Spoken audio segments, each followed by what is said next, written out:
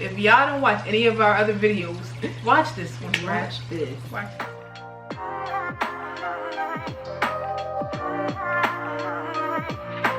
Hi guys. How is everyone doing today? Good. Period. I love twins. Oh. Hey. Okay. We're back with episode 8. Period. And we have some special guests today, guys. This is gonna be a good one. So we always talk about them, so we felt like it was finally time for you guys to meet them. Hey y'all. How y'all doing? So we'll introduce our mothers. Period. This is my mother, Kelly Moore. Hello. Yes. And this is my mother, Kira Williams. Hi. And this is my puppy brother, Biggie. Biggie, right here.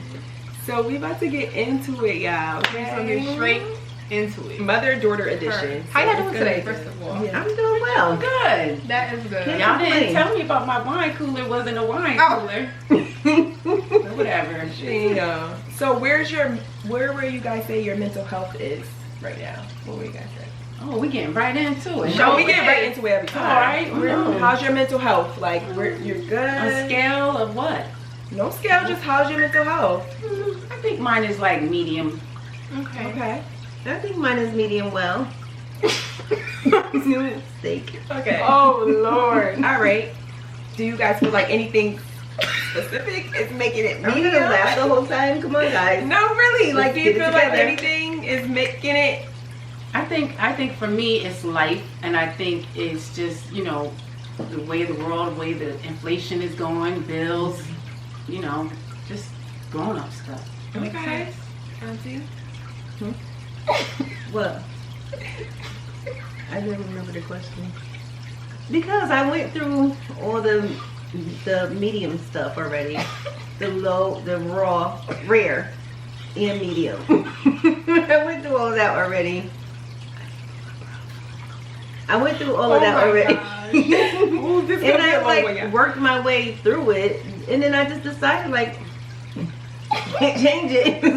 So it's medium well. It's medium well right Alright, now, so it's just cooking. There it is. All right, trying to reach for well done, and when it gets there, it gets there. I'm like, I'm not gonna sit here and cry every day. I did that before. Okay. So All right. I'm glad you said that, because that brings us into our questions that you said. You know, I did that before. So the questions we have for both of you, either one can go first. It doesn't matter. What would you say to your 20-year-old self? And it can be anything. It could be anything. Whatever you feel like you would say to your 20-year-old self. I think I would say that you're gonna have like a battle. It's gonna be a struggle because you're gonna do a lot of it on your own. A lot of stuff you're gonna go through in silence because you didn't want anybody to know. And so I would also say once you come out of that struggle, you'll be somebody different. And that different person will be strong, resilient, and have a purpose to give back and teach back to other young women. That was good. that was really good. What would you say to your 20-year-old self? Oh, my 20-year-old self. Mm-hmm. I was like 20. Trouble don't last always. You are stronger than what you think. You will get through any obstacle that's thrown your way. And just hold on. It gets better. There you go. That was heavy already. Yeah, All right, guys. I need a drink. Okay. Me too. Thank you. Go ahead. But Telling all my business. Go ahead. Look, Get take your your drink, shirt girl. off. All right. I'm gonna wait till y'all finish so I can ask the next question. Me and Jordan, we're kind of like piggybacking off of each our questions. So, all right. If you could go back in time, what would be one thing you would change and why? Ooh. And that can be like at any point in your life. It could be from your 20-year-old self, whatever the case. Wherever you. I definitely wouldn't have had a boyfriend in high school. Definitely would not have. I urge all you high schoolers not to have a boyfriend in high school. He's not going to be, 9 times out of 10, he's not going to be here forever. And I would take more, what's the word I'm looking for? I would, oops, excuse me. I would watch my health more. I would watch what I'm eating more, because once that weight comes on, baby, it's hard to get off. Go ahead. I think that's very good, Auntie, because too, I think we all don't think like that, especially when you're younger. You don't think like, oh, watch what you eat and things like that, but it catches up with you in the long run. I feel like in the whole high school, the boyfriend thing, I agree. It's a distraction. It's very much a distraction. I got that from a big sis. Mom, if you could go back in time, what would be one thing you would change and why? How I be with my daddy. And I say that because I looked at him as like he didn't love me because he had his own issues. But growing up, that's right, baby. Growing up, just looking back after he passed away, I realized that he did in fact love me. And I think by me thinking he didn't, it made me search in the wrong areas for my daddy. Ooh. Getting heavy, child. Y'all starving. I don't know what I was searching for then in that aspect, because we had the same father. And I don't know what I was looking for. I don't know. I never even thought of it as looking for like him, or maybe I took on mommy's ride or die stuff and was like, oh, I'm gonna hang in there through whatever. Yeah, like maybe our points we have. Right. They already. We ain't even showed them our notes or nothing, y'all. They just. All right. I think I say that because I was exposed to a little bit more than my sister. Absolutely. So that's probably where that's coming from. That's very true. That's I like ain't know nothing. And that's like a whole topic within itself, how siblings can have different experience of their parents than others. Absolutely. So, all right. We getting Into the thick of it. I think that's Okay. yeah. So, what was your first heartbreak and how did you heal from it? What were some things you did to heal from your first heartbreak? I feel like a lot of people, not a lot, but I feel like a lot of people that watch us are younger or like they're our age and don't really know how to navigate things like that. Right. Or they feel like once they experience their first heartbreak, like this is it, like it's over, I'm never gonna find someone, like I'm never gonna be happy. A lot of people feel like that when they're in their 20s because you don't really see your future, you just see what is now. What you're in. So what was you guys' first heartbreak and how did you guys heal from it? What were the things that you did? Well, you want to go, Auntie, or? Well, explain it too, guys. Like explain the relationship or however the heartbreak was, things like that. I don't know if I would consider my my high school boyfriend as a heartbreak, not like the one I experienced with Jordan's father.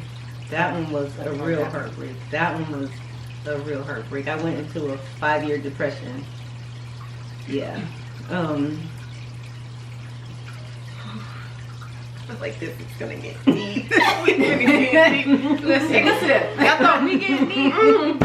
We getting deep today. No, because I never in a million years would have thought that he would do what he did. I never in a million years would have thought that. So that one was tough. That's when I gained the weight. I gained the weight because I was eating boxes of snacks, trying to deal with my depression, trying to still save face and smile every day, wake up each day and be this happy-go-lucky person, and I had to show it for her.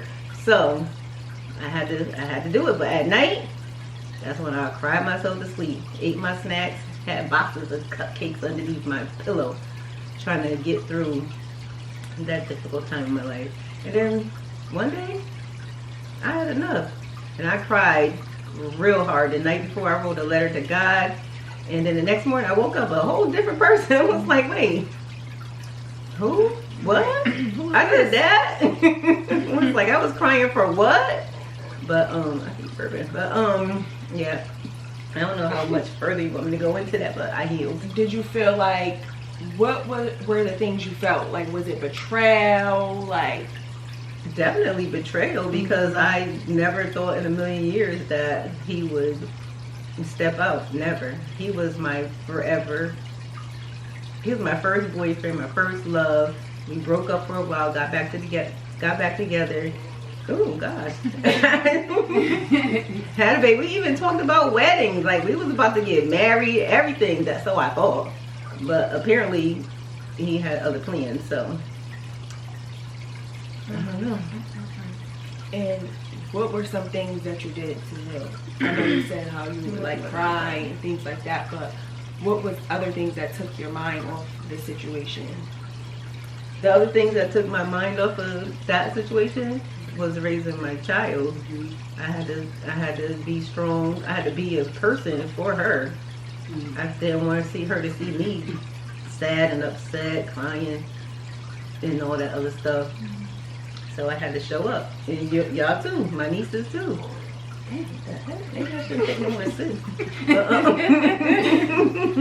But yeah, I just had to show up. I just had to. I had to be strong for my child. I just had to. I don't even know what else to say. Those are the things I did. Smiled, went on with life. At night I cried. Nobody knew. Nobody knew I was depressed. Depressed for 5 whole years. That's long. We were just talking about how depression is a really Right. scary thing, and to think of being in that space for 5 years. And it even kind of like relates to our episode last week when we were saying grieving. You were kind of grieving him in a way. That's true. And we were saying how it doesn't matter how long it takes you. So for you to say 5 years, some people be like, oh, I need to get over it. But no, it can take that long. Yeah. That's okay. But I do know after I came out of that depression, if I had any advice to give to somebody, it gets better. It gets better. That's just a period in your life, but you don't even have to hold on to that. Because after you come out, you feel like, I was depressed for what? Yeah. Like, why? Why did I do that? Because it made me feel like I wasn't good enough. I wasn't all that he wanted. You know what I mean? Made me feel less than. All right. Jesus. All right, Mom. What was your first heartbreak and how did you heal from it? And give us a little history. Okay, I can give you a history. A 13-year relationship broke my heart. And it was Shannon's father. And I was with him. Shannon is my oldest daughter.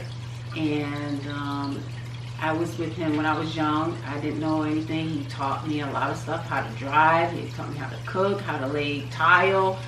He was good at fixing things and, you know, making sure my gas was in my car. You know, he was nice exteriorly, in the exterior, but the interior was all full of maggots because he was abusive.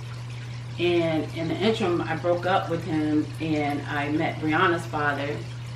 And then after Brianna's father, Shannon's father and I got back together. And I just stood in that mess for a long time. And one specific thing really channeled my heart, because I was washing Brianna in the tub.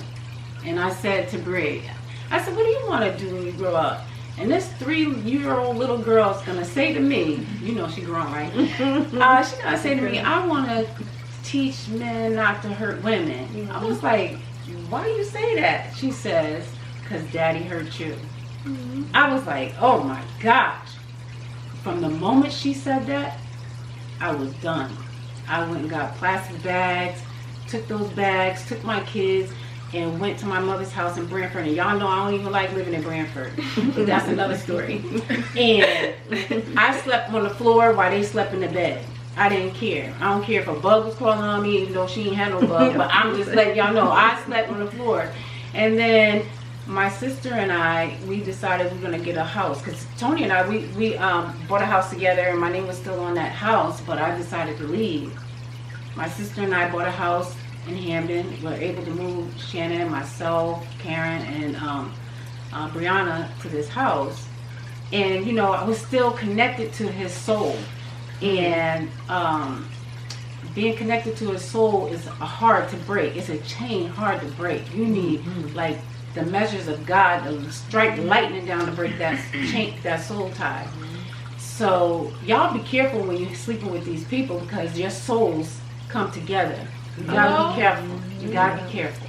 That's true. So we're living in this new house, and 6 months later, after we bought, you know, the house, he decides he's gonna go and get married. And all this time, he's still playing mind games with me. I'm helping to pay mortgage at that house, and also helping to pay mortgage where he was living. And when he decided to get married, it crushed my soul. But then I found In the Meantime by Iyanla Vanzant. And I never read books, because the books be making me go to sleep. Like, I'll read them, and then I'll be like, like sleep, and I wake up still on page 1. God damn! But that book took me from the basement all the way up, from the basement, from the bottom up, and that's how she starts it, from the bottom up. And then I had a soulful cry. She did a poem where she says, "Yesterday I cried." And that's a soulful cry, because you have to regurgitate that other soul that connected to yours and throw it up.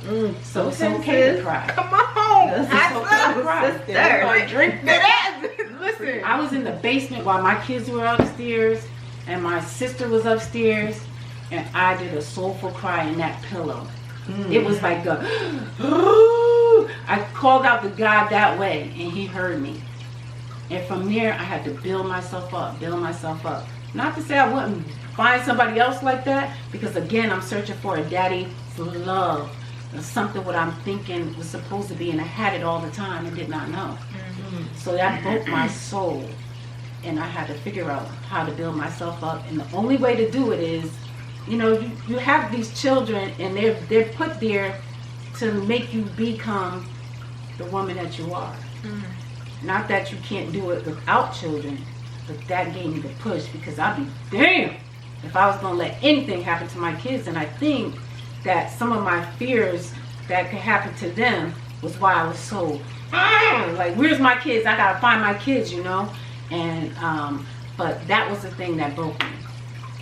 And I was like 118 pounds, skinny, real skinny. But I'm back, y'all. Okay, now. Woo! Y'all hear that? I hope y'all listening. No, I for really, real, this is gonna be one you this really is want to deep. listen to, because This is deep, and I feel like so many people go through this too now, and They do. don't know how to get out of it, or don't even know where to start. don't know where to If start. you can't do it for you, you have a child in front of you that looks at you. That's your all the motivator. measurement that you need to go and do what you have to do to get up out of it. If you don't have the strength for you, have the strength for your children. Absolutely. Okay. Because it was a couple of times I wanted to drive off the cliff, drive into the back of the 18-wheeler, but Jordan's on my mind. Can't. Gotta go home to her. So that brings us into our next question again, guys. No. Y'all is on a roll. Yeah, flowing with it, like it's just I love coming. it. And it is, what is it like raising children while trying to heal yourself? For me, it was like a shell of me. I was there, but I knew I had a mission. I had to go to school. Whatever it took, I was going to do it. Because I knew at that point, you don't have to have a degree, but for me, this is what I needed to do for Shannon and Brianna at that time. And get a job that can sustain us and that can give us, you know, what is it? When you go to doctor, insurance. Give us insurance, right? So I'm bad at that. I was on the state too. And I went into this daggone state office when it was on not Orchard Street, Bassett Street, and I met this lady, Miss Dubois, black woman, and she sat me there as I was getting my food stamps. You know, the ones that you had to rip off, go to the store. You know, I mean, like, it was embarrassing, but people have to do it. I'll take an EBT card any day. Anybody got me? Me too. No, I'm just kidding. But I'm just saying, you know, she said to me, she said, Kelly, use this as a stepping stone. And when she said that, what? I don't went to college, graduated, and got my degree, and went and worked for the Q House. Had to do that for those girls. Period.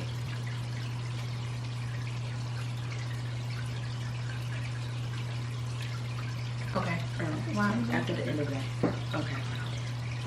Okay, so Auntie, you said that was Auntie, for the last question on my notes, what was it like raising your child? Well, children too, because you played a huge role. Village. Yes, in your niece's life. What was it like raising children while trying to heal yourself? And like, you're a very active aunt. Like, you had your nieces. What was it like? I don't know, because I didn't want you guys to know that I was suffering or sad or anything. I was thinking of anything to do. Y'all, yeah, come over. Y'all can come over here. Always had the kids. Always had the kids, and we were just gonna do whatever we was gonna do. And then we was making plans and stuff on the weekends. My sister had, not to cut you off, but my sister had a list. We're gonna go to CVS, Absolutely. we're gonna drive over there to We gonna McDonald's, spend 10 minutes and then in we're this gonna go store. do some house hunting. Then we're gonna, I'm just telling y'all. No, for real. I did. I had a list every weekend. Like, this is what we gonna do. And I had time limits. I don't know if I actually wrote the time limits on the paper. But I know it's like, it takes 10 minutes to drive to here. So we could cover all ground, you know. Mm-hmm. But I mean, I don't know. I just did what I had to do, I guess. I don't know. You kept yourself busy almost. Yeah. With your that's the family. way. I kept myself busy. Raising my child and being an active aunt, as you said. And not to just y'all, I had all the kids. All the kids. Felt like the whole neighborhood. Everybody. It was like we would all be in Auntie car going I somewhere. was like, how y'all stepped in my car? Yeah, I'm not like that. So No. like, y'all know. She gonna give you the advice and stuff like that, but Auntie, she would take us and have all of us. Let's go to everything. Chuck E. Cheese, y'all. And that'd be like, guys, car pack. Everybody Cat. You know, like the clown cars? Yeah. Yeah, we was in there deep. as we Doing should. something. Yeah. Period. I just had to be strong. But I it had to made, do what I had to do. but what y'all sacrificed and what y'all done made a huge impact on us because it's things that we remember, even though we were so young. So whenever you feel like, no, it's not in vain. Like what you guys did, the sacrifices you made a huge impact on us because we remember that. And we know what it took to be here now. Yeah. And I think you guys made us, oh sorry, Go ahead. and I think you guys made us strong women. Like we seen strong women. Even though you guys probably didn't know, we knew what you guys were going through. We kind of did know it was what you guys were going through. Really? I thought I did it. What I will say, she said, I think they did. what I will say is that I don't think I knew the extent of what was going on, but I knew I probably knew something was off. I probably knew she didn't feel her best or something like that, but she was still trying her best. And so now Don't me get being me to crying. don't know, because then I'm gonna cry. Lord have mercy. So now me being older, I have no choice but to mirror that strong woman that she was. That, you know what I mean? Because that was what I know. You know, I think you posted the other day. It was like, My mother. It was something about how. oh, I wish I had I it. wish It I was had like it. my Yeah, mother I have was a it. strong woman. So we gonna pull it up. We gonna pull it up because it goes. I grew up watching my mom doing the impossible, so a weak female is unacceptable to me. Yeah. Oh, wow. And that is true. That is Like, true. I watched my Look mom at go that. through things, and then it was like, She did. I seen her at her lowest, but then I seen her bounce back. And it was her. Like, she didn't have somebody like there. For me, it was just my mom. So she was the one who showed me like what a strong female is supposed to be. Like, yeah, you might be heartbroken, things might feel bad, but there's always tomorrow, and you just keep going. And you work hard, and That's that's it. why I let him out. Period. That's Sorry. it. And she showed me that, because if it wasn't for her, I probably would be lost. Like, I probably would be like distraught if something happened to me. And I don't be distraught. I just be like, all right. I'll be sad. Don't get me Yeah. wrong, but I know that I'm gonna get through it. Get out of it. One thing I like to tell myself a lot is, I might get down, but I'm never gonna stay down. Right. And I remember when I got my heart broke, y'all, for the first time, like for real. And I was laying in the bed and I was crying. When, like she said earlier, you think your life is over. Child, I thought my life was over. And my mom was like, you could take a couple of days, whatever you gotta do. 5 days. Yeah, but then you gotta 5 days. get up out of that. And she telling me that, and I'm laying in bed like, bro, I don't want to hear that right now. Like for real, like you need like just Like, you can cry, but you're not crying for long. Right. You're not having Yeah, that. that's but true. now looking at it, it's like that was facts. I can't lie, that was facts because I got out of it. You know. When I was going through my classes at Southern, I learned that from one of my professors, and he said to me, he's like, you could take 30 minutes to cry about it, but you have a lifetime to be happy. And that right there, I was like, all right, you're right. And that's when the Kelly Bomb started. Yeah, that's when the Kelly Bomb started. Oh gosh. Yeah. But a lot of me, I wish that I didn't show my children or my niece the strong part. All the time. I wish I can have them have a soft part. Because sometimes I look at Jordan and she's sort of like me, but she's strong, but she's mushy. I know she is. I know she's soft on the inside. Brianna's strong. She's gonna be strong. She's gonna cry. She's gonna yell. She's gonna scream. She's gonna laugh. But with Jordan, I'm sorry, with my mood, she's on the outside, but on the inside, I know it. Not too much. I know it. And here I go, she don't got no feelings. She do. She do. All right. No, wait, I got a question yeah, real quick. So now that mental health awareness is like real prevalent, that's the right word, in this day and age than it was when we was growing up. Dang, I've lost my train of daggone thought. I do that all the time. I'm like, wait, what was I talking about? Me and Drew Because you know literally how be sitting there like, I'm gonna say me and your mother. Me and Titi had to go through it how we knew to go through it. We had to be strong. Like we didn't think of like going to therapy or healing through therapy or whatever, or the self-help. Well, I don't know if it's a self-help tool. That's my But, girl. And I met her. You did. I forgot where I was going with this statement, but you're gonna yeah. ask a question. I don't know if I'm gonna ask a question or make a statement. It's all right. But I don't know. Like, do you think like it's better? I think so. It's better to heal professionally, or however you want to heal. Even if you gotta listen to the podcast or girls groups or empowerment groups or whatever. You're not alone. You don't have to go through it alone. Yeah. Like we went through it alone. We did like my sister is my best friend, so and I didn't even tell her what was going on. I didn't know. Yeah, because I had to be strong for everybody in the matter. I don't even know if that was the right word, but yeah. I don't know where I was going with that, so sorry. Are you trying to say like now? Do you think it was better how we can handle things now, or? I really don't remember. Oh, There's a lot of time. no, that's fine. I do that all the time. No, but we kind of said something like that before. I feel like it's different. Like mental health is such a thing now. Yeah.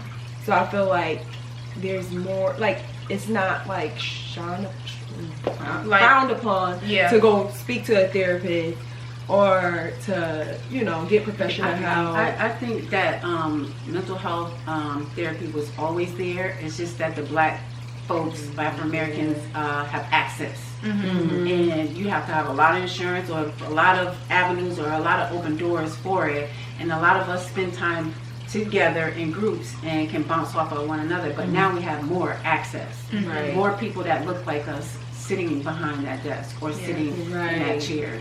So I think we have more access and make it more welcoming. And it does help that people that are in the limelight are showing that they have access or they're getting help as well. And it's just like follow the leader. Yeah, maybe I was just trying to say, go speak to a therapist. You don't have to try to heal on your own. Yeah. I think that's what I was trying I'm to bad do. at that. I do it on my own all the time. I don't call nobody and tell them what's going on. We say that all the time to isolate. Yeah, I isolate big time. Like I don't call, I don't tell nobody. I just deal with it on my own. I don't want to talk to nobody. I don't. That's why I be like, I feel sad. Like, who is sad today? Like, what's going on? I be knowing when she's sad too, because I'll text her like, Mom, you sad? And I'm like, dang, she all in my feelings. Because I'll be sad for no reason. Yeah, And I'm that's just what like, happens to somebody me. around me is sad. I gotta Like, come clean and stuff. I think no, I mean, that's why I moved the other time he was filming, because I felt like maybe it's Jordan. I don't know, but I be feeling sad. Jordan, no, I'll be going to her. It's a little bit weird. It's a little bit scary. Yeah. It's a little odd. I'm not gonna lie. No, I think I said something to Bree and TT. It was like, something wrong with me. She's not being herself. Usually she looking at TikToks and laughing, and she just in her room. Yeah. That don't make sense. When I get down, like you said, I isolate. So if I'm like in a weird headspace, I just want to be alone so I can work my way through it. Because I don't know what's wrong. I don't know what to say. I just need to be in my little. I think my problem is I don't be wanting. It's bad to say it this way, but I don't want people's sympathy. If that makes sense. No, that makes a lot of Yeah. sense. I do that too. I don't want people to ask me if I'm okay. Don't ask me that. Right. Oh, shoot. Sorry, guys. So that's why I don't. I think that's what it is. That's for a me. form of generational curse, though, because you're using it as sympathy. Right. No, you're using it as sympathy, and we use it as we got to get it all. You know, we got to do this by ourselves. You have your support system around, and it's okay for somebody to say, "Let's talk about it. Let's work through it. Map it out. What do you see, and how do you see yourself getting out of it?" Instead of saying, "I don't want somebody's sympathy," because you want somebody to help you through it. Like a nice little hug or whatever. It's not about sympathy. I know. It's about It working makes me through cry. it. That's hard though. Yeah. It's hard though. It's okay to be vulnerable and cry, because you're supposed to get it out. He made your tears for something.